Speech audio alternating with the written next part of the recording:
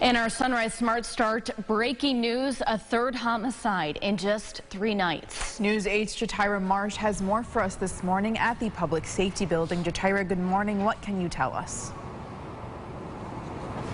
Good morning, Amel, Ali. Last night, officers responded to the 300 block of Roycroft Drive for reports of a person being shot. When they arrived around 10:30, police say they located a 26-year-old male victim with multiple gunshot wounds to the upper body. They transported him to Strong Memorial Hospital, where he did die from his injuries. Currently, it is confirmed that there are no suspects in custody, but the motive behind this is unknown. Any further information provided will come from the Major Crimes Unit. Again, this is the third homicide in 3 days. According to police, a 26-year-old male victim shot multiple times in the upper body, located inside of a residence on Roycroft Drive, transported to Strong Memorial Hospital, where he did die from his injuries. Reporting from the Public Safety Building, Jatira Marsh, News 8. Back to you two in the studio. Jatira, thank you. Police say there are no suspects in custody. Police asking anyone with information on this shooting to please call 911. Well, gun violence impacting Rochester schools this week, even with schools off for the summer. Police identifying the victim from the fatal shooting on Pennsylvania Avenue as 16-year-old Jaquise Davis, a student at East High School. With more than 45 homicides this year, Rochester Mayor Malik Evans revisits his gun violence emergency order just 3 weeks in. He explains the 3 key points the city is tackling are prevention, intervention, and suppression. The man accused of fatally stabbing one person and hurting another at the House of Mercy in Rochester this week has pleaded not guilty to murder charges in court yesterday. Nathaniel Jean-Pierre III faces second-degree charges for murder and attempted murder. Prosecutors tell us the jury will likely consider other charges as well. United Way also reached out to the shelter, offering up their own assistance for trauma and grief support. Officials with United Way say their work is about connecting agencies who have that expertise to staff who need it. 21-year-old Kelvin Vickers set to be arraigned this morning at 9:30. Vickers is accused of killing Rochester police officer Anthony Mazurkowitz and has been indicted on charges including aggravated murder. Monroe County District Attorney Sandra Dorley says the charge of aggravated murder was a decision she made instead of first-degree murder because aggravated murder carries a life without parole charge if found guilty. Efforts to curb the violence in Rochester are still going strong. A community group is planning a special event this weekend, happening this Saturday and Sunday at the Highland Bowl. Stop the Violence, a family affair hosted by Uniting and Healing Through Hope of Monroe County. The 2-day event will offer resources and job opportunities to help put an end to the violence in the city and spread further awareness. Organizers say it's about bringing the family together, a first step to bringing the community together as a whole. With so many homicides to date this year in Rochester, countless families are left in need of support.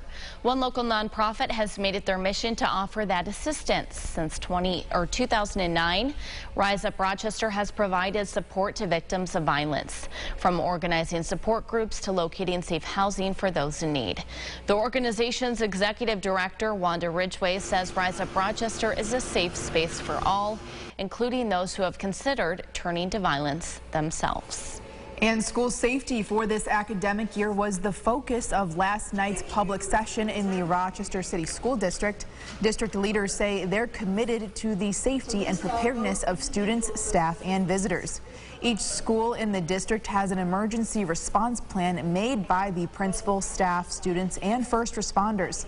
The security plan for this year includes training, drills, and exercises, having security personnel either on site or having a relationship with police, video surveillance at every building, intrusion detection, and early detection of violent behaviors. The public comment is open to this plan until August 13th. The board will vote on a security plan later this month. Well, James, some cooler temps this morning. Looking at Batavia, 59 degrees. Yeah, wow. right? Not even 60. No, well, they'll take it. I'm sure they're happy about that. A refreshing start, certainly, to this Wednesday morning. Afternoon high temperatures get into the upper 70s. If we're going over to the playground, it should be a nice afternoon for it. The slide won't be too warm. It should be just a good day overall across the region. We are below average for this afternoon, and I don't expect us to get above average, maybe even until next week. So a little bit of a cool pattern. We'll take a last look at the 8-day forecast at the end of the show. Allie, Mel? All right, James, thank you. Taking a look at the roads this morning, we are still tracking that accident in Rochester on Harvest Street, northbound, southbound at Bay Street.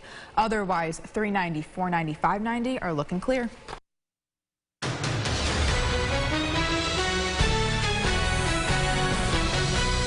With election season on the horizon, candidates' preparations for the upcoming races are well underway.